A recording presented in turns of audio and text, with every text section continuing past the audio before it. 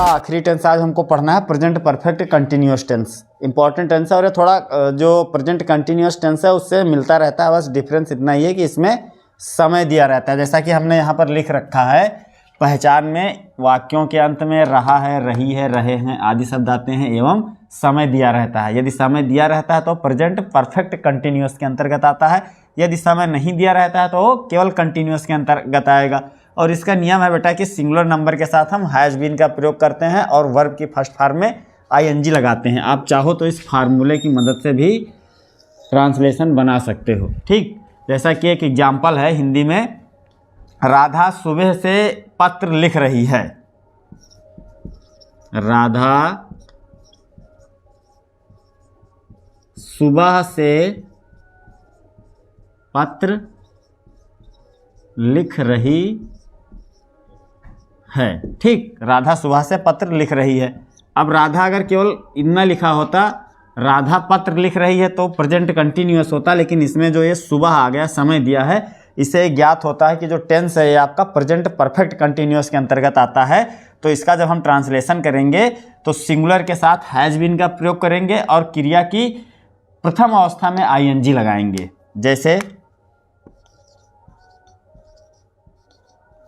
Radha has been, right मतलब होता है लिखना, और इसी में हमको आईएनजी लगा देना है। Writing a letter since morning. सुबह जो है निश्चित समय है और निश्चित समय के लिए हम किसका प्रयोग करते हैं? सिंस का। और अनिश्चित समय के लिए हम फार का प्रयोग करते हैं। अनिश्चित समय जो होता है वो फार के प्रयोग से होता है और निश्चित समय सिंस के प्रयोग से होता है। ठीक, और राधा सिंगुलर है इसीलिए हमने हैज बीन का प्रयोग करते हुए वर्ब की फर्स्ट फॉर्म में आईएनजी लगाया। लेकिन यदि वाक्य प्लूरल में आ जाए, बहुवचन में आ जाए, तो हम हैव बीन का प्रयोग करेंगे। जैसे तुम 2 घंटे से खेल रहे हो। तुम 2 घंटे से खेल रहे हो। तुम 2 घंटे से खेल रहे हो। तुम 2 घंटे से खेल रहे हो। अब आपको पता है कि जो तुम है बहुवचन में आता है, यू किस में आता है? बहुवचन में। तो इसका ट्रांसलेशन बनेगा you have been playing for 2 hours. अब जो 2 घंटा है बेटा अनिश्चित समय है, इसीलिए हमने फॉर का प्रयोग किया। तुम 2 घंटे से खेल रहे हो। You have been playing for 2 hours. तुम 2 घंटे से खेल रहे हो। अब दूसरा, अगर कोई भी आप अपने मन के अंदर कोई भी ट्रांसलेशन सोचिए हिंदी में, जैसे अध्यापक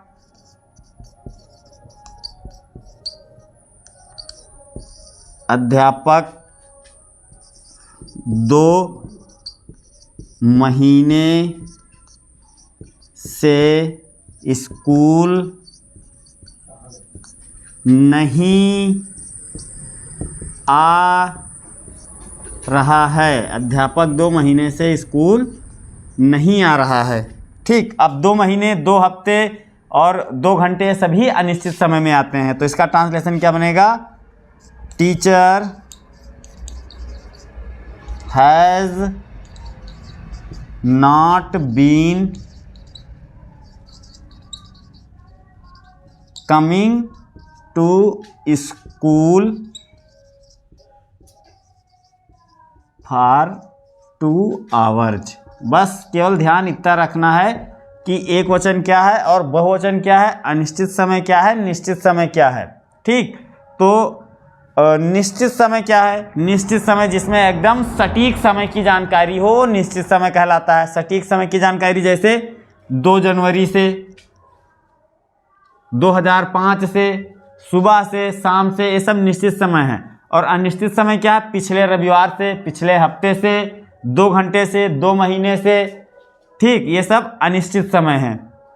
तो इस प्रकार आपका जो अफर्मेटिव का है वो आपका पूरा हो गया। अफर्मेटिव में हम अफर्मेटिव सेंटेंस बनाने के लिए क्या करते हैं? सिंगुलर के साथ हैज बीन का प्रयोग करते हैं, वर्ब की फर्स्ट फॉर्म में आईएनजी लगाते हैं, प्लूरल के साथ हैव बीन का प्रयोग करते हैं और वर्ब की फर्स्ट फॉर्म में आईएनजी लगाते हैं। निश्चित समय के लिए सिंस, अनिश्चित समय के लिए फार का प्रयोग करते हैं। चाहो तो इस फार्मूले के अंतर्गत भी बना लो, subject plus has been plus ING plus object plus for या since plus other word other word जैसे मॉर्निंग यहाँ पर हमने लिखा, 2 आवर्स लिखा, ये सब अदर वर्ड हो गए। अब हमको निगेटिव बनाना सीखना है। निगेटिव के सेंटेंस हमने लिख रखे हैं एक वचन में और बहुवचन में, दोनों में। पहला लिखा है श्वेता पिछले सप्ताह से मंदिर नहीं जा रही है। ठीक, तो श्वेता सिंगुलर है, हम हैज नॉट बीन का प्रयोग करेंगे। होगा इसका Shweta has not been, Shweta has not been. अब इसके बाद हम क्या लगाएंगे, वर्ब और उसकी ING form. Shweta has not been going to temple, कब से नहीं जा रही है, पिछले सप्ताह से, for last week, for last week. देखिए कितनी आसानी से बन गया, श्वेता पिछले सप्ताह से मंदिर नहीं जा रही है। यहाँ पर ध्यान दीजिएगा, हैज बीन के बाद नॉट नहीं लगेगा, हैज और बीन के बीच में नॉट लगेगा। ऐसे हैज नॉट बीन, हैज और बीन के बीच में नॉट का प्रयोग करेंगे। ये याद करने वाली बात है, इसे याद कर लीजिएगा। फिर दूसरा हमने लिखा वह 2005 से मथुरा में नहीं रह रहे हैं, तो इसका क्या होगा, दे बहुवचन है तो इसके साथ हैव नॉट बीन का प्रयोग। They have not been living in Mathura. अब 2005 जो है निश्चित समय है, तो क्या लिखेंगे, सिंस 2005, सिंस 2005, वही 2005 से मथुरा में नहीं रह रहे हैं। अब इस प्रकार से आप जहां भी प्रेजेंट परफेक्ट कंटिन्यूअस में निगेटिव बनाना होगा तो हैज बीन और हैव बीन के बीच में आपको नॉट लगाना है, ये ध्यान रखना। हैव बीन और हैज बीन के बीच में नॉट लगेगा। देखिए इंट्रोगेटिव के लिए जैसे हमने यहाँ पर लिखा श्वेता पिछले सप्ताह से मंदिर नहीं जा रही है, ये निगेटिव में है। अगर इसी का हम इंट्रोगेटिव बना दें तो क्या होगा, यहाँ पर लिख जाएगा क्या, श्वेता पिछले सप्ताह से मंदिर जा रही है।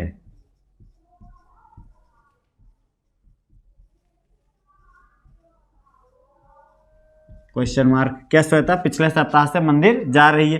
तो आपको पहले से ही पता है, हम पिछले कई वीडियो में बता चुके हैं कि जिन वाक्यों में प्रश्नवाचक शब्द पहले आ जाए तो उसकी अंग्रेजी हम नहीं लिखते हैं, कर्ता के अनुसार सहायक क्रिया का प्रयोग पहले करते हैं। तो इसमें हम देखेंगे कर्ता क्या है, कर्ता श्वेता है, श्वेता सिंगुलर है, तो हम हैज का प्रयोग पहले कर देंगे, हैज, फिर सब्जेक्ट लिखेंगे हैज श्वेता, फिर been, has Shweta been going to temple, has Shweta been going to temple for last week, for last week. ये देखिए आपका ट्रांसलेशन बनकर तैयार हो गया। क्या श्वेता पिछले सप्ताह से मंदिर जा रही है, Shweta been going to temple for last week. फिर दूसरा, क्या वह 2005 से इस मकान में नहीं रह रहे हैं, इस मकान में नहीं रह रहे हैं, क्वेश्चन मार्क। क्या वह 2005 से इस मकान में नहीं रह रहे हैं। तो अब यहाँ पर हम देखेंगे कि क्या कहाँ आया है, क्या सबसे पहले आया है, तो हमें क्या की अंग्रेजी नहीं लिखनी है। दूसरा बात देखेंगे कि इसमें सब्जेक्ट कर्ता क्या है, तो कर्ता वे हैं और ये बहुवचन है, इसलिए सबसे पहले हम हैव का प्रयोग करेंगे, हैव दे। अब निगेटिव में है ये, तो आपको पता है जब निगेटिव में हो तो सब्जेक्ट के तुरंत बाद नॉट लगाओ, हैव दे नॉट, फिर been, have they not been living, have they not been living in this house. कब से नहीं रह रहे हैं, 2005 से, तो 2005 निश्चित समय है, लगाओ सिंस 2005, क्वेश्चन मार्क बन गया है तुम्हारा। अब आपको वो सेंटेंस देखने हैं जिनमें प्रश्नवाचक शब्द बीच में आए। तो जिनमें प्रश्नवाचक शब्द बीच में है उसका नियम क्या है कि हम उसकी अंग्रेजी पहले लिखते हैं, फिर सब्जेक्ट के अकॉर्डिंग सहायक क्रिया हैज और हैव का प्रयोग करते हैं। ठीक, तो इतना स्क्रीनशॉट ले लीजिए, चाहे तो नोट कर लीजिए। इंट्रोगेटिव सेंटेंस ही है, लेकिन इसमें जो प्रश्नवाचक शब्द है बीच में आया है। तो नियम क्या हमने बताया था, जिन वाक्यों में प्रश्नवाचक शब्द बीच में आया तो सबसे पहले उसकी अंग्रेजी लिखो। अब क्यों को अंग्रेजी में कहते हैं बच्चा, व्हाई। अब हम ये देखेंगे कि इसमें जो सब्जेक्ट है वो एक वचन में है, बहुवचन में है, बारिश, तो इसके साथ हम हैज का प्रयोग करेंगे। Why has it been raining since morning. Why has it been raining since morning. देखिए बहुत ही आसानी से बीच में आया है और इसका जो सब्जेक्ट है वह है, तो सबसे पहले हम क्यों की अंग्रेजी लिखेंगे व्हाई, फिर व्हाई के तुरंत बाद हम हेल्पिंग वर्ब लगाएंगे हैव, क्योंकि ये बहुवचन में है, फिर कर्ता लिखेंगे दे, और कर्ता के तुरंत बाद यदि वाक्य निगेटिव है तो नॉट लगा दो। तो why have they not been singing, why have they not been singing 2 घंटे से है तो फॉर 2 आवर्स।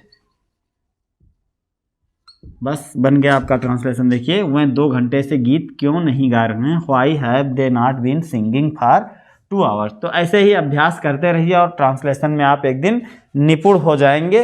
लेकिन जितना ज़्यादा आप प्रैक्टिस करेंगे उतना ज़्यादा आपको ट्रांसलेशन बनाना आएगा। कल से अब आप लोगों को पास्ट टेंस पढ़ाया जाएगा। बस आज के लिए इतना ही, धन्यवाद।